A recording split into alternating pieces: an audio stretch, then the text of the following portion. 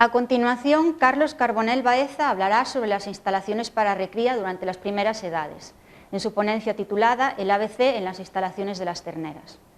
Carlos Carbonell Baeza es licenciado en veterinaria por la USC y ha desarrollado toda su vida laboral dedicada al vacuno de leche, inicialmente en campos como la clínica y la calidad de leche.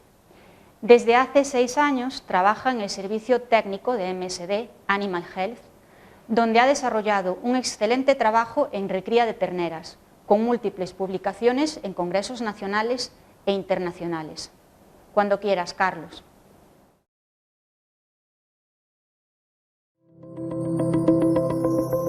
Your dairy farm is a living, dynamic enterprise.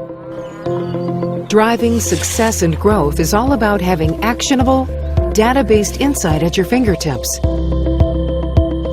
Introducing SenseHub, the innovative cow monitoring and intelligence solution that keeps you in touch and informed for more productive management and operations. SenseHub gives you a flexible solution that shapes to your needs now and adjusts to your requirements in the future. Choose between an advanced neck tag or the new ear tag, and among several options for application plan levels, user devices, and payment plans.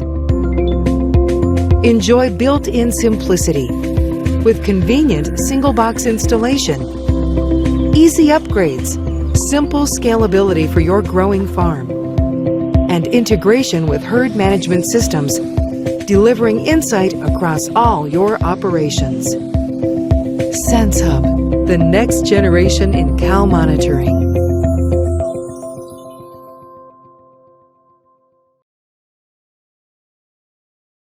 Buenas tardes a todos. Lo primero, quiero agradecer a vosotros que estáis ahí, que os habéis conectado para atender en directo la presentación, y también a los que lo vais a atender en diferido, y espero un poco cubrir las expectativas que tengáis. Lo segundo, quiero agradecer en especial a Seragro por permitirme el honor de participar en el cumpleaños donde hacen mayor de edad, o hacen las 18 jornadas, y que les deseo que continúen con los éxitos que han tenido hasta ahora o aún mayores. Y luego quiero agradecer a varias personas en individual, una a Víctor Manrique, porque lo considero un buen amigo y yo creo que hemos aprendido muchísimas cosas juntos estos últimos años. Y luego quiero agradecer, como no, estamos grabando en una granja preciosa, que es la cooperativa de Grille en Mazarico, entonces a sus propietarios, a José, Sergio, Pablo y el resto de propietarios, por dejarnos grabar aquí y por participar en esta presentación. El título de hoy va a ser el ABC en el manejo de las instalaciones de recría, que va enmarcada dentro de la jornada del bienestar animal, y de lo que vamos a tratar, esta presentación trata desde un punto de vista veterinario, cómo pensar para reformar, para un diseño nuevo, para adaptarnos a las instalaciones que tenemos, para que esas instalaciones generen el máximo bienestar animal a las terneras que van a alojarse y que sean fáciles de manejar, ¿vale?, para los propietarios. Antes de nada voy a hacer unas reflexiones, y esto es muy importante, y es uno de los mensajes de la presentación de hoy. Los rumiantes se adaptan a un medio ambiente no confortable con un coste biológico, que tiene repercusión y consecuencias negativamente en las terneras, en el crecimiento y en la inmunidad, y en la vaca de leche, por ejemplo, si no está confortable y tiene estrés, repercute en la producción, como consecuencia de un estrés duradero. Y este es el mensaje importante de las instalaciones, ¿vale? Vamos a intentar que el sitio donde alojemos a las terneras y cómo lo manejemos les genere el mínimo estrés y el mayor bienestar, ya que hoy estamos en la jornada de bienestar dentro de la jornada de Seragro. Lo que estáis viendo en pantalla ahora es el manual de trabajo interno, donde tenemos los 5 bloques que nos parecen más importantes para las terneras, para la recría, y el primer paso y por donde se tiene que empezar es por la estructura de la recría. ¿Qué llamamos la estructura de la recría?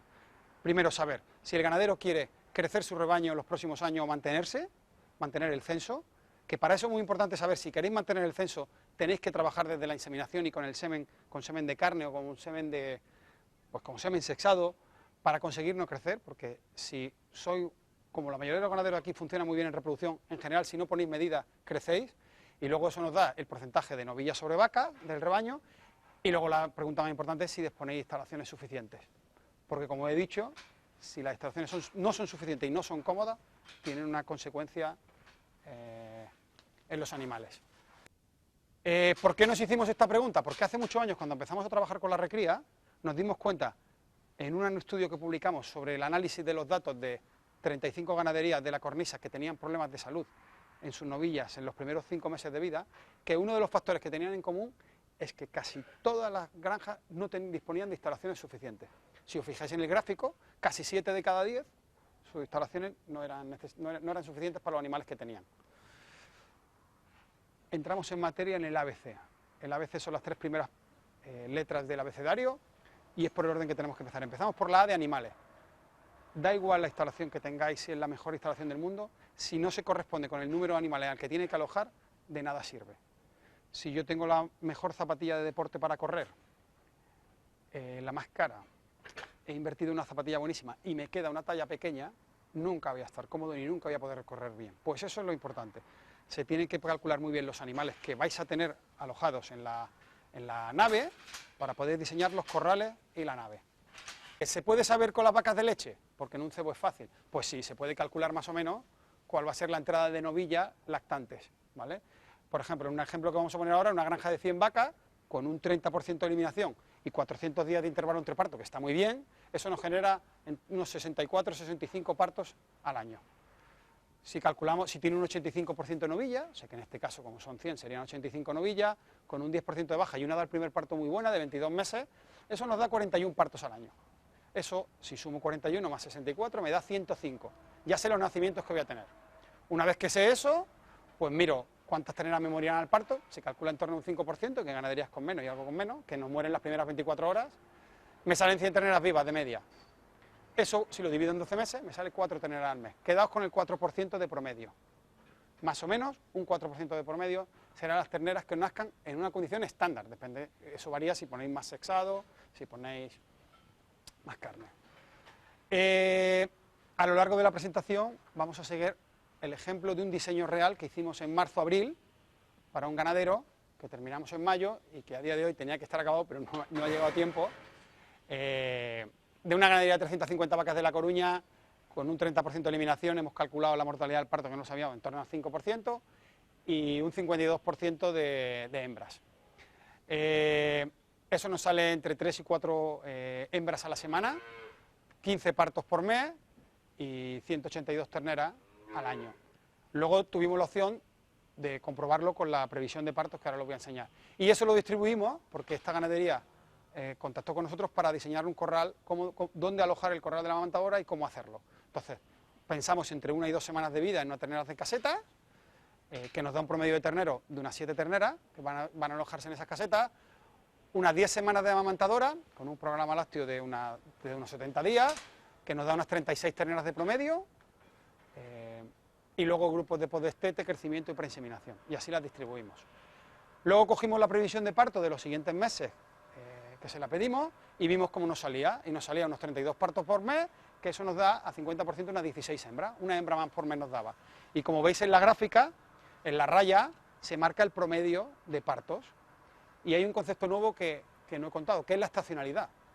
Las vacas no son fábricas de tornillos, donde yo puedo decidir cuántos tornillos hago, puedo decidir hacer 1000 tornillos al día. Aquí hay veces que paren más animales y otras veces que paren menos. Hay veces que sale un porcentaje de novillas mayor y hay veces que sale un porcentaje de novillas menor. Entonces hay que tener un concepto, el concepto de estacionalidad.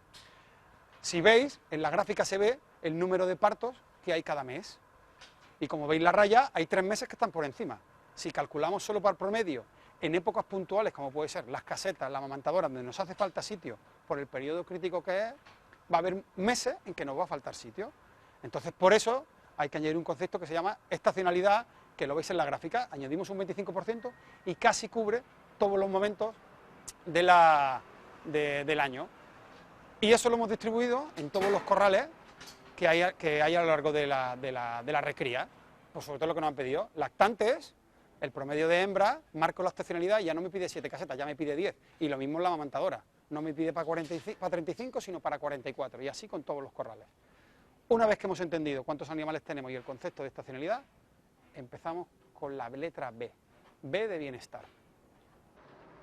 sabemos los animales, entendemos el concepto de estacionalidad, que se tiene que incrementar, estamos en la jornada del bienestar, dentro de las 18 jornadas de Seragro, la B viene de ahí, de bienestar, y es fundamental. Hay que diseñar un punto, el diseño de la nave y el manejo de las instalaciones en las terneras de menos de 4 meses tiene que estar enfocado en el bienestar de las terneras, porque eso nos va a traer crecimiento y salud, que son los principales desafíos que tienen en esta fase. Hay que pensar siempre en el bienestar animal. Y otro segundo bienestar que se habla poco es el bienestar ganadero. De poco cabe que los técnicos damos recomendaciones, nos vamos a nuestra casa, pero siempre tiene que haber una persona que lo haga, o un empleado. No se le puede pedir a un empleado que tenga limpio los biberones si no se le da un sitio para limpiar. Si se les deja una manguera fuera, tiene que limpiar 20 biberones, sin luz, a veces sin agua caliente, sin acceso a carbón. Hay que generar una cosa que se llaman cocinas, que luego veremos en la granja. Muchas de vuestras ganaderías en estos últimos años se han estado certificando por bienestar animal. En general no, usan todas un protocolo que es el estándar, el gold estándar, el establecido, que es el protocolo de Welfare Quality, que tiene 4 pilares. Y uno de los pilares, y fijaos si es importante, es el alojamiento, que lo valora con 3 principios, con superficie de descanso, espacio de descanso, libertad de movimiento y confort térmico, que lo vamos a ver los 3 en la presentación. El primero es cuál es el espacio de descanso, y nos vamos a hacer en base a preguntas. ¿Cuál es el espacio que necesitan de cama las terneras? Ya he dicho que hay algunas publicaciones, pero no hay muchas. Y vamos a seguir el ejemplo del diseño que hicimos hace unos meses. Os recuerdo, 350 vacas, y esto es lo que teníamos. Teníamos 2 semanas, entre 1 y 2 semanas en la caseta, que me pedía con la estacionalidad 10 casetas, y en la amamantadora de promedio 35 terneras con la estacionalidad 43. Y si os fijáis, ya os marco el número de casetas. Le digo 11 y pongo un interrogante ahí. Diría 11 o 12. ¿Y por qué pongo eso? Porque siempre tienes que tener un pequeño número más, porque si los movimientos son semanales, tú todas las semanas vas a ir mandando animales a la amamantadora, un día a la semana, ¿vale? Esta granja. Entonces, si yo mando el miércoles, jueves, viernes tengo que poder limpiar esas casetas que he mandado, porque es fundamental la preparación de las terneras a la amamantadora. No se puede permitir el lujo de que cojan diarrea y que vayan más tarde a la amamantadora, que vayan al grupo con diarrea o que vayan con poco peso, porque se van a tener que pelear con el resto. Entonces, siempre hay que calcular lo que sería la limpieza de esos boxes y esas casetas, que luego veremos cómo lo hacen aquí en Grille. Y luego calculamos los metros de cama. ¿Cuál es el espacio de descanso necesario? Bueno, pues en esta granja hemos dado 3,5 metros cuadrados por ternera de cama eficiente, y luego veremos lo que es cama eficiente, y me salen unos 150 metros por corral. ¿Por qué 3,5? Porque realmente hay pocas publicaciones, pero las que hay son claras. Por cada metro cuadrado de ternera se reduce la probabilidad de presentar signos respiratorios en la amamantadora. Eso fue un trabajo de hace 3 años, y es claro, cuanto más espacio, menos posibilidad. Lo hemos visto en el COVID, por desgracia. Ha habido mucho más problemas de COVID en las grandes ciudades, en Madrid, que en el rural de La Cornisa, por ejemplo. Porque aquí tenemos más espacio, hay más separación entre la gente, pues aquí pasa lo mismo. Y hubo un estudio antiguo, que es un poco el que marcó las referencias también, del 2008, en el Rancho de las Nieves, que hizo Bach y Aedo, en el cual, en el destete, con el mismo manejo, mismos virus, misma alimentación, pues hicieron grupos de 5 animales, otros grupos de 6 y otros grupos de 7, en las mismas casetas. Uno tenía 3,6 metros cuadrados, otro tenía 3 metros cuadrados y otro tenía 2,6. Y los porcentajes de neumonía fueron mucho mayores cuanto menos metros hay. El menor, ¿cuál era? Cuando tenían 3,6 metros cuadrados. Realmente ponemos un mínimo de 3,3, porque es el que recomienda la Universidad de Wisconsin, que han trabajado bastante y cumple casi todas las pocas publicaciones que hay, las avala. Y un apunte muy importante, y estáis viendo esta imagen, donde se ve, no se puede contar, se hablan de metros efectivos de cama, no se puede contar el espacio, por ejemplo, donde los terneros van a mamar, en grupos, alrededor de la amamantadora, donde está el comedero, porque ahí está mucho más pisado, aunque haya paja, o todo lo que está alrededor de un bebedero que está mojado. Tienen que ser metros efectivos donde te puedas tumbar tú. El encamado. Yo creo que esto fue gracias a un veterinario gallego, Alfonso Lago, que es de Touro, y hizo una publicación buenísima donde demostró cómo lo que hablamos del confort térmico, uno de los principios del Welfare Quality, que valoran las instalaciones, cómo afecta. En una época de frío valoró cómo crecían las terneras, la salud de las terneras con tres tipos de camas, tres tipos diferentes de camas.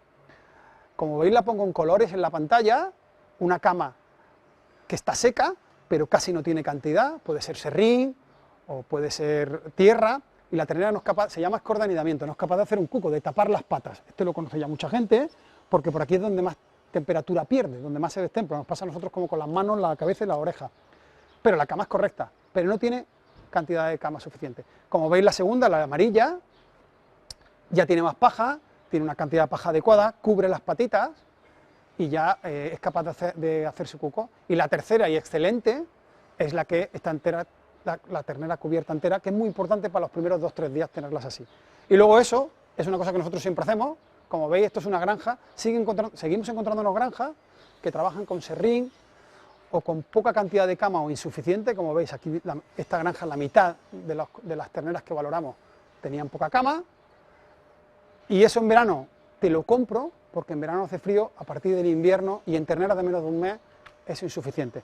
Y otra cosa muy importante, y aquí sí que tenemos un debe, porque en general muchas granjas vuestras ya están bien encamadas, no tenemos drenaje en los sitios donde están los boxes individuales y tampoco los de grupos, que penaliza aún más, porque, por ejemplo, muchas amamantadoras toman mucha cantidad de leche, están en grupo y orinan mucho más, y a esa orina hay que dar una salida, hay que dar un 2 o más dependiendo del espacio que sea el corral, y lo más importante, poner drenajes, que hay muy pocos. Por ejemplo, en el diseño de la nave que estamos presentando hoy, no podemos hacerlo, no puede poner el ganadero ni drenaje independiente porque es un diseño temporal, porque en el futuro esa nave va a ser de vacas, ¿vale?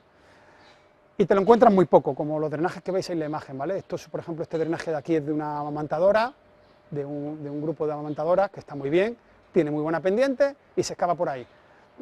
Estos son en unos boxes, estos en otros boxes individuales, esto es otros boxes individuales. ¿Qué te permite el drenaje? Te permite trabajar con paja larga, que es lo que recomiendan para hacer el nido, para que la ternera esté más cómoda. ¿Qué pasa con la paja larga? ¿Por qué os quejáis con la paja larga cuando no tenéis drenaje? Y a muchos no os gusta, porque la paja larga no chupa tanto la humedad de esa orina, de esa leche, del agua que tira, y crea charcos, y crea fochancas, no sé si se llaman, y hacen así, y crean charcos, y está más húmedo, y la ternera está más sucia. Y usáis paja corta, que realmente es buenísima para la alimentación, y para esto es buenísimo porque también chupa mucho más. Pero la realidad, ¿cuál es? La realidad es que lo interesante sería echar esa humedad y ese amoníaco del alojamiento, y que con la paja corta es verdad que está más seco, pero la ternera realmente cuando se tumba, está tumbada, el fondo es húmedo, y el amoníaco está ahí, o sea, no acaba de eliminarse. Continuando con el punto del bienestar de la B, la siguiente pregunta es: ¿crianza individual o en grupo? Es una pregunta que recibimos muchas veces, y la respuesta, no hay una respuesta concreta, depende de cada granja, aunque probablemente vivimos en Europa, estamos dentro de Europa y la normativa nos obliga a criar en grupo más pronto que tarde, lo vamos a ver muchos de aquí, ¿vale? Todo tiene sus ventajas, tiene sus inconvenientes. El alojamiento individual pues tiene una ventaja principal, es que tiene menor desafío infeccioso, o sea, un ternero con diarrea no contagia al de al lado, ¿vale? Penaliza menos los errores de manejo y da como mayor atención, sobre todo la alimentación individual, le estás dando a la ternera. E inconvenientes, pues te hace falta más mano de obra y más espacio, ¿vale? Normalmente. El grupo, ventajas, menos mano de obra a nivel de operario, y hay una ventaja: los animales son más felices, tienen mejor desarrollo cognitivo, aprenden unos de otros, se adaptan mucho mejor a los cambios. Todos los factores que generan estrés a los animales de rebaño se pasan mucho mejor en grupo. En los estudios que se ha visto, en casi todos sale que en grupos comen mucha más materia seca, mucho más forraje, mucho más concentrado, ganan más peso, y luego hay una cosa muy importante, y lo he dicho al principio: la opinión pública, el consumidor, el bienestar ganadero entendido con un concepto que a lo mejor en el rural se nos escapa, pero es real. La ternera es más feliz y el consumidor quiere que la ternera sea más feliz. Desafíos: riesgo de enfermedades, lo hemos visto con el COVID, por desgracia, lo que nos hicieron es aislarnos, o sea, nos separaron. Hay patologías como la neumonía que se transmite muy rápido en grupo, penaliza mucho los errores de manejo y se pierde la atención cuanto mayor es el grupo. Y luego hay una cosa, esto es como en el colegio, los niños son mucho más felices en el cole, pero se pelean por la merienda en el patio, ¿vale? Hay dos desafíos que muchos ganaderos estáis preocupados, que es la competencia a la hora de comer, come más en general el que mama más rápido, y eso no es bueno, y hace que mamen más rápido. Y luego el mamado, al mamar más rápido, el reflejo de mamado se quita antes, se quita antes no, cuando ha terminado de mamar todavía lo mantiene y se pone a mamar en las compañeras. ¿Qué tenemos que tener en cuenta en el diseño de los corrales para los primeros grupos? Porque, como he dicho, es muy beneficioso a nivel de social para la ternera, de felicidad, de jerarquía, pero tiene más desafíos. ¿Cómo lo evitamos? Pues hay que tener 6 criterios claros, ¿vale? Que no van a entrar para la amamantadora, van a entrar como grupo, como pasa aquí en la cooperativa de Grille, donde ves que están en grupo. Una vez que pasan una temporada en individual, veis aquí que están criándose en grupo. Hay 3, 3, 6, 7. Hay que intentar que las terneras se agrupen después de las 2 semanas de vida, ¿vale? Ya sé que suena muy fuerte, pero hay evidencia científica de que se adapta bien, salvo, excepto, lo que dije antes de las casetas pareadas, que realmente lo que está funcionando, las terneras, 2 casetas donde se une el patio, porque lo que sí que me encuentro yo son loft. Significa, en una caseta meto 2 terneras porque no tengo sitio. Eso no vale. Eso puede funcionar si trabajáis mucho, pero el concepto de pareado es 2 casetas con un patio común. Y ellas van a dormir en la misma caseta todos los días. O sea, un día dormirán en una caseta y otro día en otra. Y van a ir juntas probablemente. Y se van a hacer amigas. Si van a ser grupos más grandes, intentar 2 semanas. Lo más importante, que sea estático y homogéneo. Estas 7 terneras que han agrupado aquí no deben moverse 2 para un lado y meto otras 2. Tienen que intentar ir juntas siempre. Y es lo complicado, es el cuello de botella de la granja, ¿vale? El primer grupo, intentar que sea lo más pequeño, como en las guarderías, que van llevando los grupos y van haciendo primero grupos más pequeños y luego más grandes.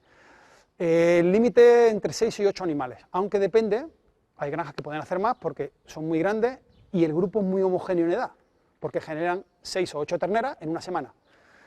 Ya dije antes, 3,3 metros efectivos de cama como esta, ¿vale? Que esté seca, que pueda dormir yo, y una calidad de aire excelente.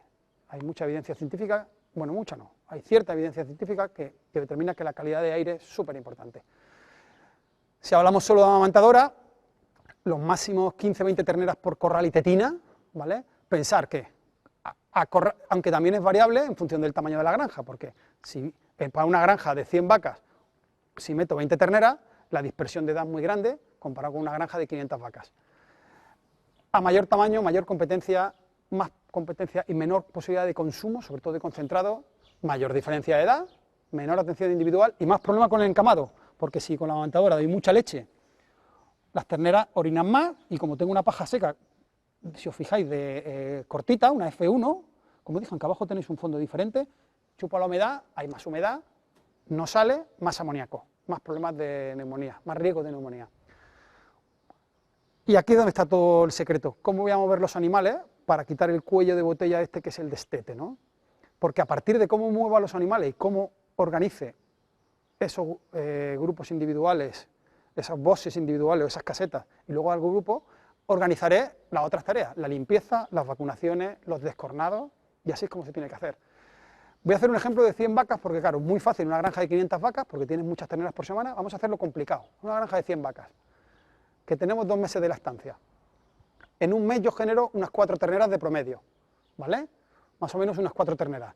Significa que yo hago a las 2 semanas desteto 2 terneras, cada 2 semanas desteto 2 terneras, y a las 2 semanas más desteto otras 2. Hago un grupo de 4, y hago un grupo de 4 aquí en el destete.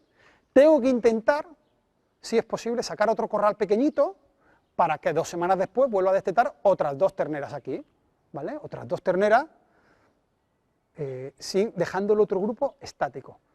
Al mes siguiente, o sea, las 2 semanas después, ya hace un mes, hago otro grupito de destete, y a partir de ahí ya tengo 8 terneras destetadas, en 2 corrales de 4, 2 semanas después, si me hace falta ese corral, los puedo agrupar en un grupo de 8.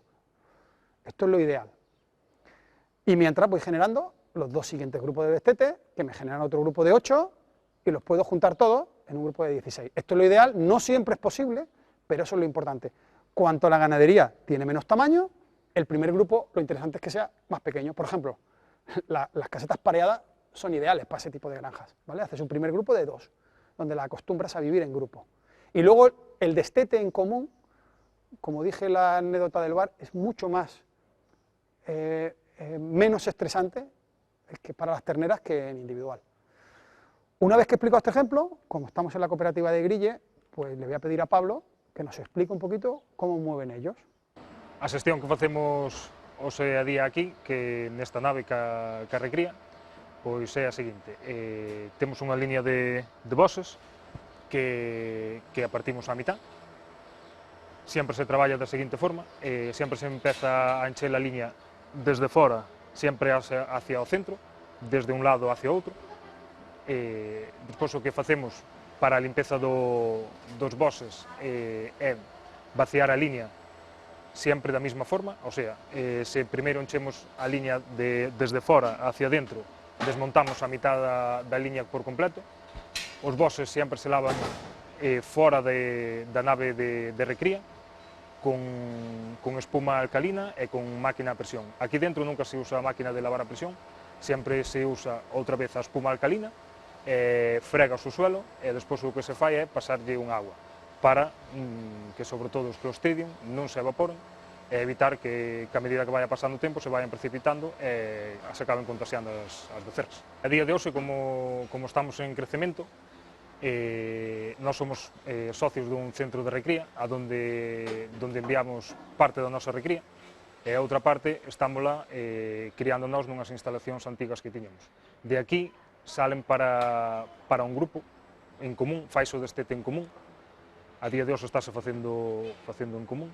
Para xestionar esta cantidad de biberóns que de tomas de leite que se realizan aquí ao largo do día, disponemos dunha cociña onde realizamos os labores de limpeza e desinfección de tetinas e de biberóns. A cociña conta de agua quente e de un aplicador o cal usamos para limpar as tetinas con agua quente e alcalino. É un sistema onde se introduce o biberón en sí e espalla agua quente con alcalino. Unha forma moi sinxela de limpar os biberóns. Para as tetinas tamén usamos alcalino e agua quente e o que sí que facemos é deixalo secar sempre entre toma e toma. Muchas gracias, Pablo. Realmente, como conclusión, y yo pongo siempre esta imagen de la orquesta, hay granjas, como pasa en esta granja, que llegas y ves grupos de un tamaño similar, suena como una orquesta, todo está equilibrado. Cada 2 semanas limpian la mitad de una línea, a las otras 2 semanas limpian la otra mitad, hacen un grupo, los juntan aquí, los va moviendo estáticos y todo es una orquesta. No ves terneras que se queden muy atrás, todo es equilibrado. Todo suena como una música, o sea, vas viendo todos los corrales son ordenados, con su tamaño. Luego hay otras granjas que suenan pues peor, porque cómo mover los animales, cómo organizar los grupos es probablemente lo más complicado. Volvemos al ejemplo del diseño de la amamantadora, que eran con 350 vacas, 15 terneras por mes. Aquí nos habíamos quedado en esta gráfica, 150 metros de corrales que no hacían falta para la amamantadora. Entonces, ¿qué le propusimos al propietario para distribuir grupos y mover los animales? Pues le propusimos 3 corrales de amamantadora, que invirtiera en una nodriza más, en una tetina más, con la misma nodriza, y en vez de montar 2, que suele ser lo tradicional, que montara 3.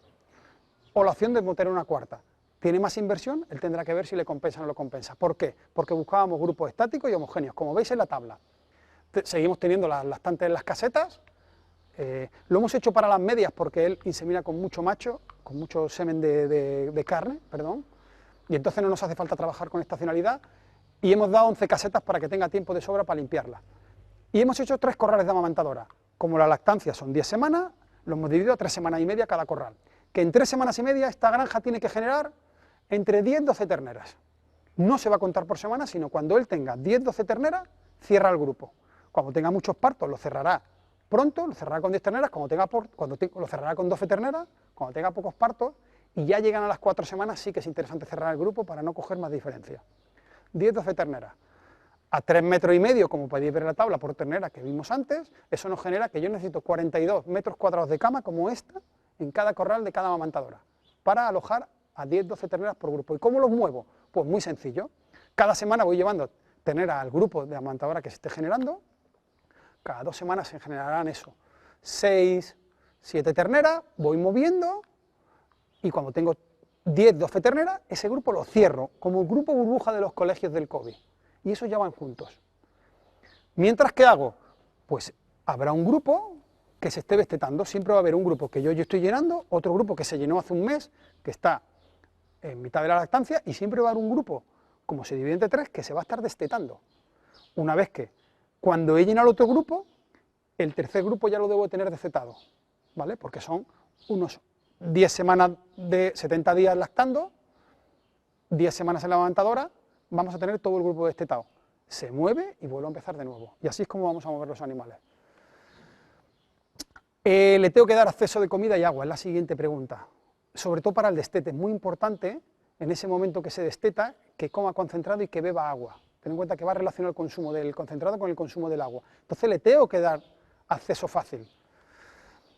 Volvemos al ejemplo anterior, 10-12 terneras por grupo, en casetas van con cubos, les recomendamos 30 centímetros lineales de comedero y 5 centímetros lineales de bebedero.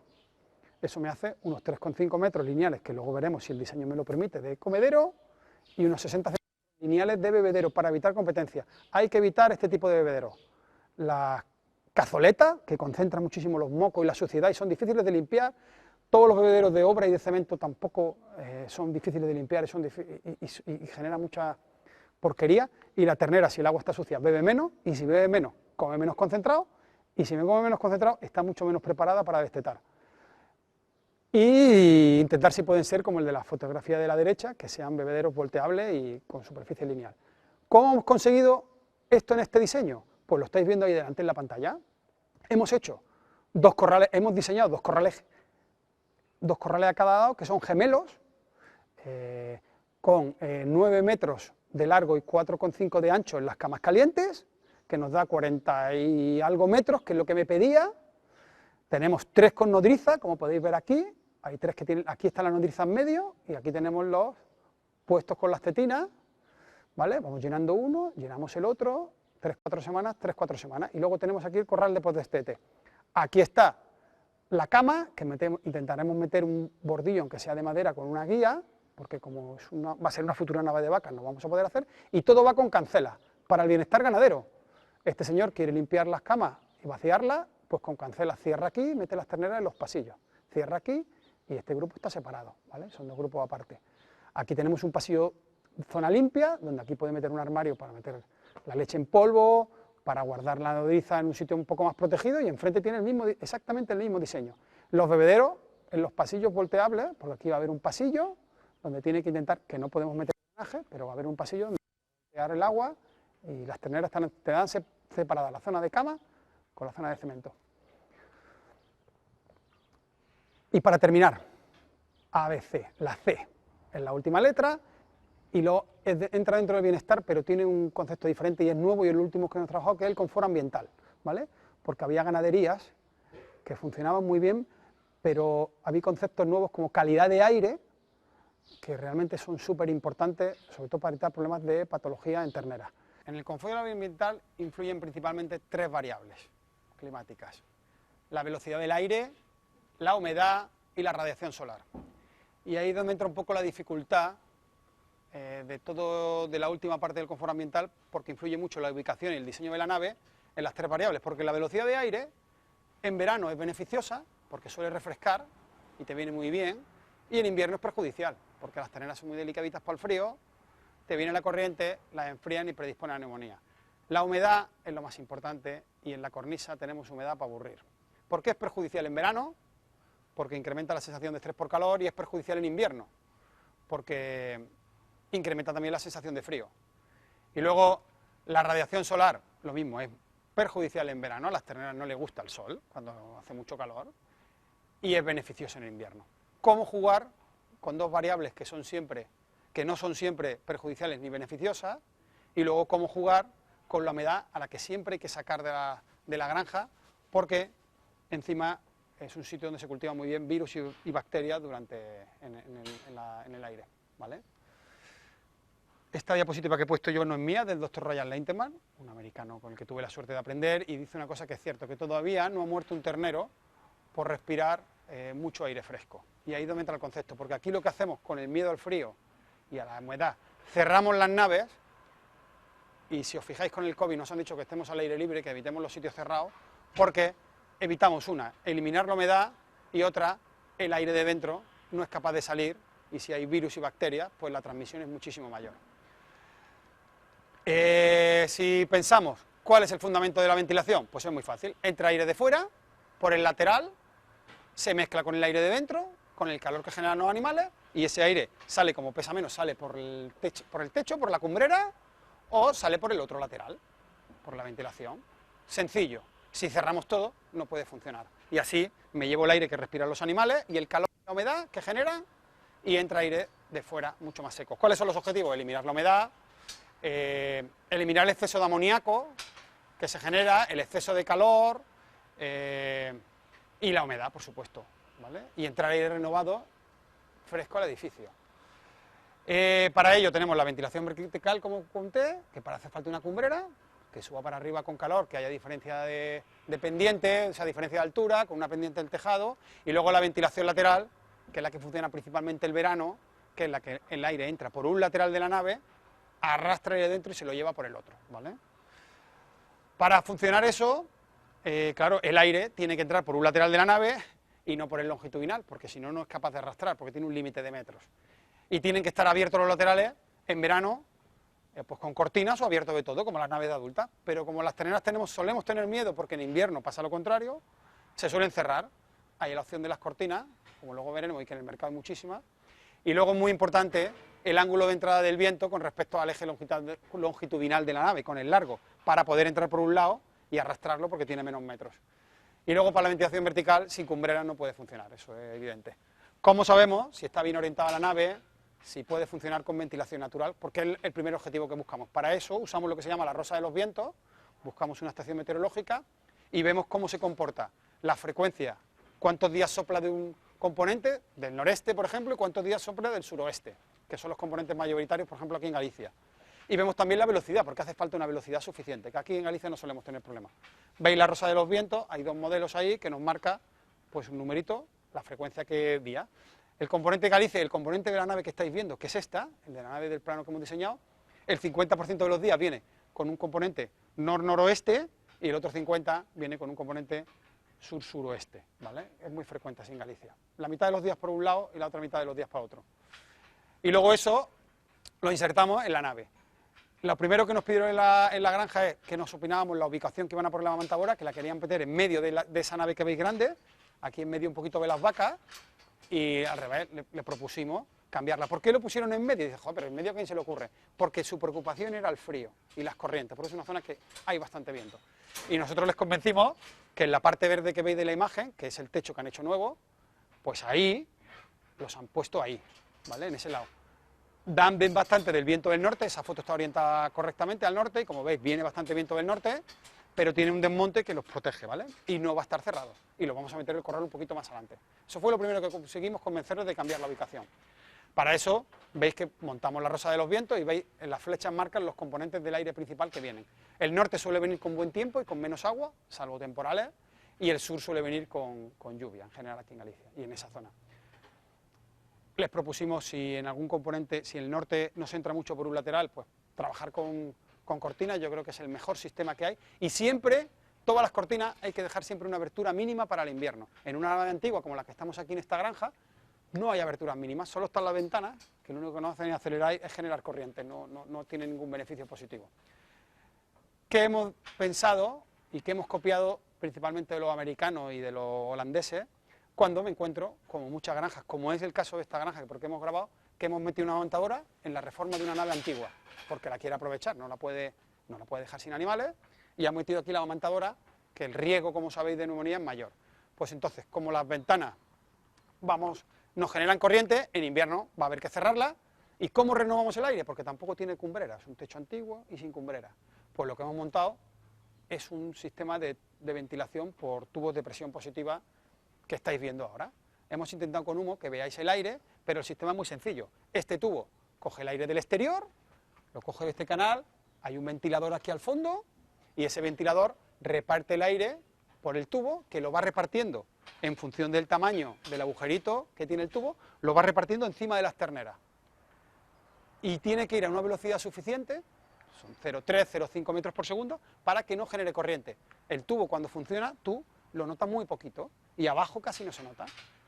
Luego con el humo verás que toda la nave se llena de humo y pasan 3-4 minutos y el humo se ha vuelto a ir, porque está continuamente entrando aire y llega aire a donde los terneros respiran. Y lo controlamos nosotros la velocidad. Para el verano habría que meter otro sistema de tubo o otro sistema de agujero, porque bueno, hay varios factores que influyen, pero el diámetro del orificio de salida nos marca mucho la distancia a la que llega. La radiación solar, solamente, como podéis ver en la imagen, a los terneros no les gusta, en invierno les puede satisfacer, pero en verano lo que nos reduce mucho es el tamaño de cama y nos lo agrupa. Hay que tener en cuenta, hay una cosa que se llama el mapa solar, como veis aquí en la imagen, y lo tenemos en cuenta. En la nave que tenemos el diseño no va a tener problemas por su orientación con respecto al sol. Aquí en Galicia hay que tener en cuenta un poquito cuidado el oeste, la gente lo que tiene abierto, porque en verano las tardes son muy largas y os va a entrar mucho el sol y tenéis que tener cierto cuidado. Bueno, para concluir la presentación, los mensajes principales. El ambiente no confortable tiene una repercusión biológica en los animales, hay que calcular bien los animales que tenéis o que vais a tener, para los cuales adaptar el diseño de los corrales y todo el manejo. Bienestar animal y ganadero, pensar en hacer las cosas muy sencillitas para poder hacerlas bien.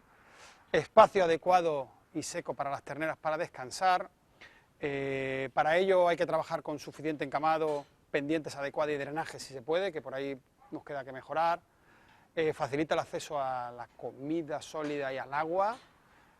Y siempre piensa muy bien el movimiento de animales para que los primeros grupos sean homogéneos, la primera vez que agrupan las terneras. Y en el confort ambiental, no tener tanto miedo al aire, que es muy beneficioso en muchas cosas. No se muere todavía un ternero por respirar un exceso de aire fresco.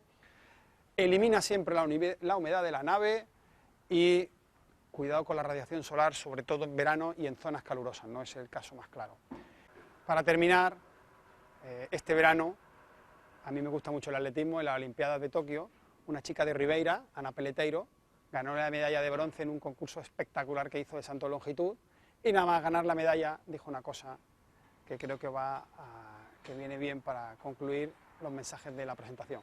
Dijo que ella podía pensar que la medalla la había conseguido gracias a su esfuerzo y dedicación personal de todos estos años, pero que en la realidad tuvo la suerte de estar en el sitio correcto, en el lugar adecuado para poder entrenar y con el equipo técnico alrededor y las personas que pudieran sacar su máximo rendimiento. Pues esto es un poco lo mismo. A vuestros animales, que son auténticos atletas, hay que criarlos en el sitio adecuado, darle un medio confortable para que puedan expresar todo su potencial y rodearos vosotros de un equipo técnico que os asesore en todas estas partidas antes de tomar decisiones. Yo por mi parte tuve la suerte de estar en el sitio correcto y con el equipo de rumiantes de mi empresa, porque soy el portavoz, pero esto es un trabajo de equipo y quiero darle también las gracias a ellos por todo lo que me han enseñado. Y muchas gracias a vosotros y bueno, si hay preguntas, gracias.